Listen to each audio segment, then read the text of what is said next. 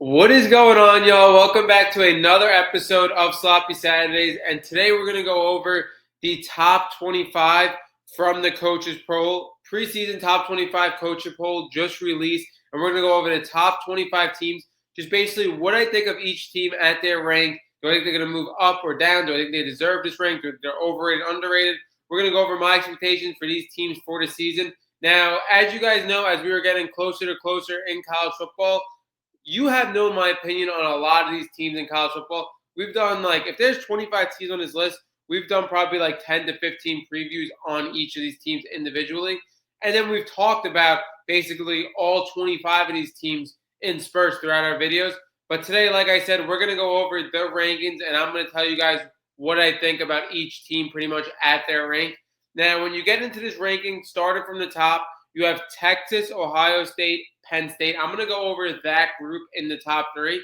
Now, when you talk about those three teams, I think there's a tier break after them. I think Texas, Ohio State, Penn State are definitely the three best teams in the country, and I think those are the three teams you should be looking at if you're looking at a national championship prediction.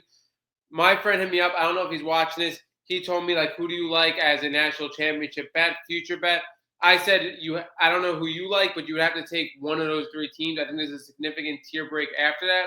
Now, I have been vocal. I have told you guys that I think Penn State is the best team in the country. They are the team that I think is going to win the national championship. For me, why I think Penn State is, and why I'm a little more confident in Penn State over Ohio State and Texas. And when I tell you guys I am splitting hairs, I am splitting absolute hairs. But when you look at the three teams, there is one significant difference between one of those teams and the other two. For me, with Penn State, I really like that they have a multi-year star at the position. They have a guy that could have went pro last year in the first round at the position. I know a lot of you guys hate Drew Aller, but the fact of the matter is, out of any single team on this top 25 list, Drew Aller has went the farthest as a quarterback in the college football playoffs. I mean, he was one throw away, basically, from getting into the national championship. So, again, it's going to go down as one of the worst plays of his career, but you're also talking about a Penn State team that is the most experienced team, in my opinion, in college football. I mean, when you look at the defensive side, you look at Zakee Wheatley, Zane Durant, Dennis Sutton. That defense is still going to be unbelievable without Abdul Carter. On the offense, I think they were tremendous in the transfer portal, adding three wide receivers, a whole wide receiver core from the transfer portal. I think it's going to be their most talented receiving core under Drew Aller. We know how much of a mess that was because last year, like I said, in that Notre Dame game, he could not complete a pass to a receiver. And I feel like a lot of people around college football, maybe some casuals, are underrating that because when you look at the NFL, it's very easy to see who has a great receiving core, who has weapons, who doesn't, based on the notoriety of receivers in the NFL. But when you look at college football, I just think they think Penn State is just automatically going to have great outside weapons when he hasn't had a great outside threat his whole entire career. When you look at the running back position as well, you have two NFL guys at the running back position that I was surprised both stayed in college football. When you look at Nick Singleton and Katron Allen, just when you look at a running back's window and their window to get paid, I was very surprised at that. But this would look like a team effort to stay all in pretty much and compete for a national championship. So I really like, again, Penn State as the number one team, but I think it's splitting hairs. If you were to say, oh, I believe Arch Manning is the best quarterback in college football, and I like what's around Texas when you look at Quindravian Wisner and when you look at C.J. Baxter and DeAndre Moore and Ryan Wingo and the pieces they have on defense. Again, or if you like Ohio State saying, hey, Ohio State is very different from these other teams saying, Caleb Downs and Jeremiah Smith are the two best players in college football. And I think their rosters between those three teams are very similar. If you were to like Ohio State because of that, 100%. But, again, I think you're still assuming some risk not having a multi-year starter at the position, having a first-time starter position. Now, do I think Arch Manning is going to be a top 5 quarterback in college football? 100%. I am one of the biggest believers in Arch Manning. Do I think Julian Saint is going to be a very good quarterback in college football? I do. I think the pieces around him are very good, and I think he has the talent to do so. But again, I'm going to take the guy that was a first-round pick going into this year that decided to stay with a very similar roster. I really do like that. So again, that's my opinion. But if you are going to take a national championship winner at short odds, those are the three teams you should take. Now getting into Georgia at 4. I have my questions with Georgia. I have said it time and time again. I think this defense is insane, full of 5 stars, full of great talent. The defense is not my question mark at all. The defense could be the best defense in the country. It could turn out to be. The offense is where I have major questions. I mean, this is the first time in a while we're really talking about a Georgia team without a quarterback that's one of the best in the SEC. Like Gunnar Stockton, I definitely don't think is one of the better quarterbacks in the SEC at all. I think he's probably in the middle. And then when you look at their offense as well, like Zachariah Branch, one of the most explosive players in college football, I do really like him. But again, what his talent has not met his production. Is he going to be able to step up? You look at Nate Frazier coming on, especially towards the end of the year. Now it's his backfield. Is he going to step up? Like to have this offense with not a top quarterback in the SEC and no significant SEC weapons. Again, I have major question marks for this offense. I don't know if Georgia should be at 4. I get it. They get the respect. When you look at Georgia and you look at Kirby Smart, the best coach in college football, and you look at what they were able to do over the course of these years, and not only that, them being able to win the SEC championship as well. Like, out of notoriety, out of respect, do they deserve the 4 spot? Yeah, I guess, but I like 2 teams a little better behind them. Again, I'm low on Georgia. Notre Dame, Clemson, these next 2 teams, like I think those teams are better than Georgia, in my opinion, when you look at a roster standpoint. When you look at Clemson at 6, the biggest question for me with Clemson is just, are they going to be able to do it? And I know that's like very cliche, but when you look at Clemson, I don't think they should have had 3 losses last year. And they were like one of the first teams out of the college football playoffs. So there is question marks for me with Clemson. That whole thing with Clemson is like, do you believe in their core? And do you believe their core is just going to take a huge development into this year? Because it's going to have to be a huge development. Like you're talking about one of the first teams out of the college football playoffs. Now you're looking at a team that's going to have national championship hopes. And I do. I think their core is absolutely phenomenal. When you look at their receiving core, it could be the best receiving core in college football. I think Antonio Williams is going to be one of the best players in college football. Cade Klubnik is definitely a top 5 quarterback. Again, I don't have him as the number 1 quarterback in the country, so I might not be as high on Clemson as you guys. And then the defense is just phenomenal with veteran talent as well. Peter Wood should be arguably the best defensive player in college football. Like Clemson just has loads of talent. And again, I think from a roster standpoint, offense and defense-wise, I think they're better than Georgia. But again, they're going to have to prove it, obviously, as they were the first team, one of the first teams out of the college football playoffs, and they were a team with 3 losses that barely were able to sneak into the ACC championship. Now, Notre Dame, I think they should be getting a little more respect. I mean, you're talking about a team that was in the national championship last year. And I think when you look at offense, like I get it, they don't have much on offense. I think their defense is going to be absolutely phenomenal. But the difference for me with Notre Dame and Georgia, like they have one of the best players in the country on the offense. Like I get it, the receiving core, and you're bringing in a new quarterback in TJ Carr, but you have one of the best players on offense, a Heisman candidate. That's a huge difference for me, separating them from Georgia. Like, you have a guy on offense. That's the biggest thing for me. And I think they're going to be able to stick with their identity as well, like running the ball and playing defense and taking what the defense gives them in the passing game. Like, Notre Dame, for me, I think they should have been 4, again, just based on them being in the national championship. And I do think they have a slight bit more than Georgia, but again, we'll see how it pans out. Then we get into Oregon, Alabama, LSU. Oregon at 7 is very questionable for me. Now, if anybody knows me, I am an Oregon homer, so it is crazy that I am saying this. But Oregon has a lot of question marks when we look at it. Like Dante Moore coming in, the quarterback for them. Again, he's a 5-star guy. He's a guy that we also saw at UCLA as a freshman that was very underwhelming. So, again, I get he's in a better program, and he sat here under one of the, again, most touted quarterbacks in college football history in Dylan Gabriel, top of the FPS passing yards and everything, one of the most experienced quarterbacks. So, again, I do expect him to be a lot better, but I think a huge thing for this Oregon team was losing Evan Stewart. I had Evan Stewart coming in being one of the best receivers in the country. And, again, now they're going to have to rely on somebody. They're going to have to figure out who is going to be on this receiving core to really help them. I mean, it could be Kenyon Sadiq, the tight end.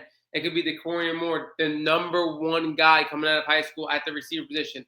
And then they have other players as well. But I'm just a little nervous on how this offense really turns out, because you have a question at the quarterback position. You have a question who you're leaning on in the passing game. I do like their running back room a lot. I do think Malachi Hughes, again, veteran in college football, and so with Whittington as well. So I expect a lot of RPO from this Oregon offense, and I still expect the defense to be good. I don't think 7 necessarily is a bad ranking. When you look at a couple teams behind them, talent-wise, I think they have a little more talent than them. But also when you look at Oregon's schedule, Oregon is one of the teams with probably the biggest floor in college football when you look at their schedule. Because, again, I could see like max, absolute max 3 losses in this Big Ten conference for Oregon. Because, like, Outside of Penn State, I think they're going to be a favorite in every single game they play in for the rest of their schedule.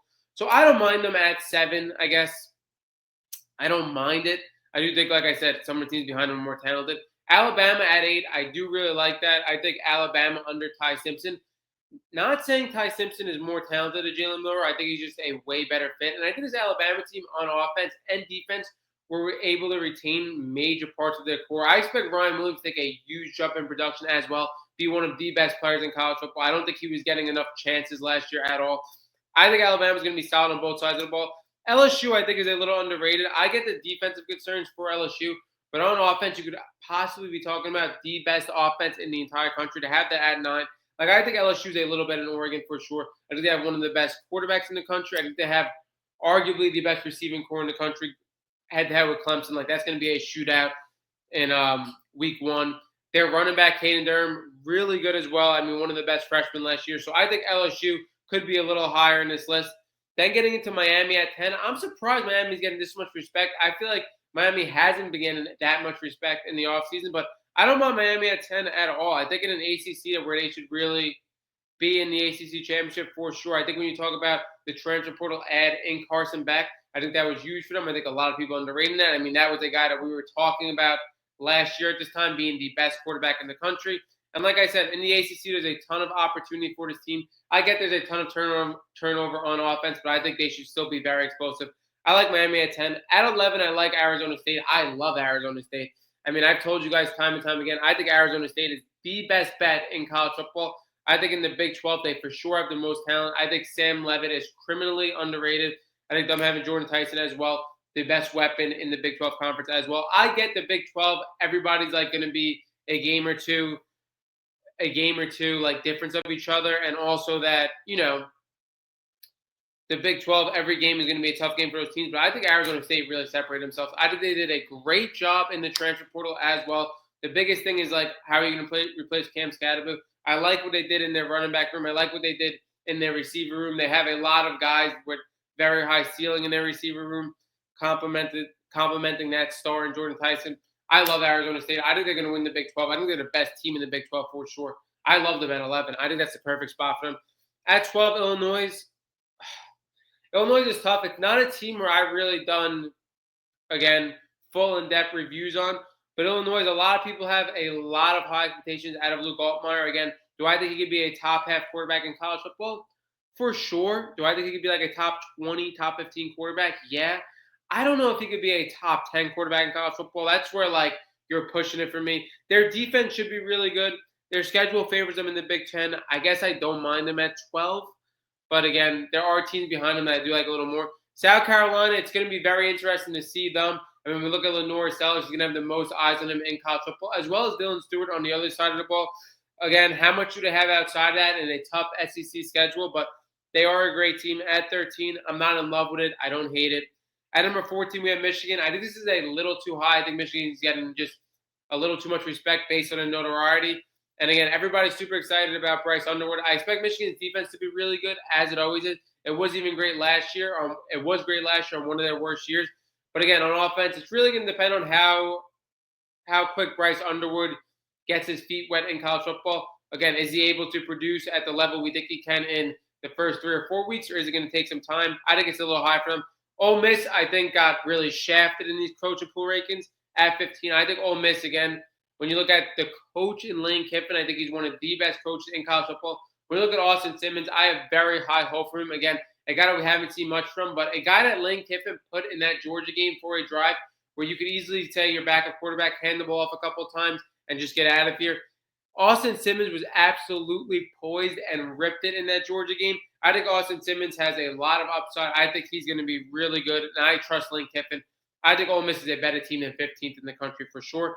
SMU at 16 is going to be very interesting to see if they can build off last year or not. I do think they're a worse team than last year based on the turnover they had, but they do have another year of Kevin Jennings.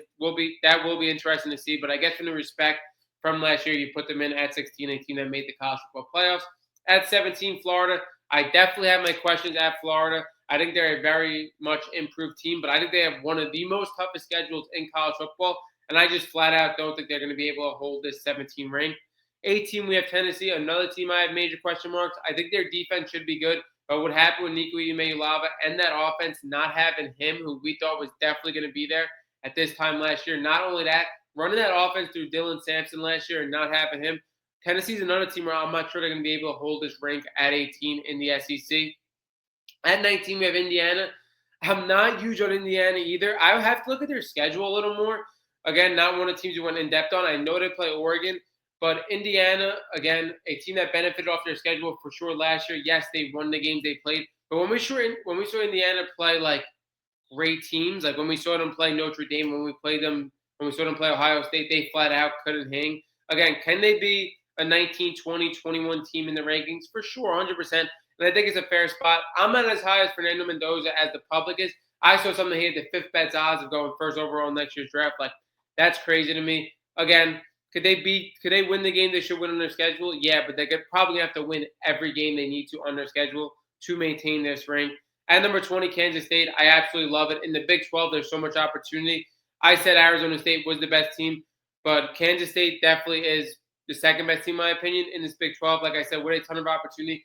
A team with a lot of upside. I could see this team being a lot higher in the rankings as the season goes on. I could see them being a lot lower as well. When you look at Avery Johnson, a guy I absolutely love, a ton of upside, one of the most athletic quarterbacks in college football, one of the most physically gifted quarterbacks in college football. It's going to be very interesting to see how he is in his second year as a full-time starter. And Dylan Edwards as well. A lot of people have very high hopes for him too. I think this Kansas State team is really good on both sides of the ball, and I think Avery Johnson is going to absolutely explode. I expect them to be higher than 20 to finish the year. But again, we'll see. They're definitely a boom or bust type of team. At 21, Texas A&M, I think this is a very safe ranking for Texas A&M. Not only do they have one of the best home fields in college football, but I also think their defense is always solid. I expect their defense to be great this year, and I expect another year going into Marcel Reed, a dual threat quarterback, is going to cause opposing defenses problems. I think 21 is a very safe ranking. I don't see them really going much lower, and I could see them going higher. At 22, Iowa State. They definitely have turnover in that receiving core. It's going to be very interesting to see, especially opening up against Kansas State. I expect Kansas State to win that game. Iowa State, I guess, off last year being in the Big 12 championship, you got to give them that respect. But I expect Iowa State to honestly fall out of this top 25. At 23, BYU, another team that I don't expect to be nearly as good as last year. I think Jake Retzloff, losing him late into this offseason, I think that's going to be huge for them. Again, Big 12, a lot of opportunity. I don't really expect them to stay in it, though, honestly. At 24, we got Texas Tech. I like this. Texas Tech, a ton of opportunity. A team that has more funds than almost anybody in college football. We keep saying Big 12, Big 12, Big 12 because these are all the teams left. But, again, in a Big 12 with a lot of opportunity, I think they could have a significant record to stay in the top 25. And at 25, Boise State, I absolutely love it. Boise State, a team that dominated the Mountain West Conference. I think they're going to continue to do that. And I think they can remain a top 25 team in college football. That wraps up this episode of Sloppy Saturdays, going over the coaching poll, the top 25 teams in college football. Drop down in the comments below if you think what you think of this video, if you think certain teams are ranked too high, too low. Give me your hottest take on the top 25 down below in the coaches poll, and we are out.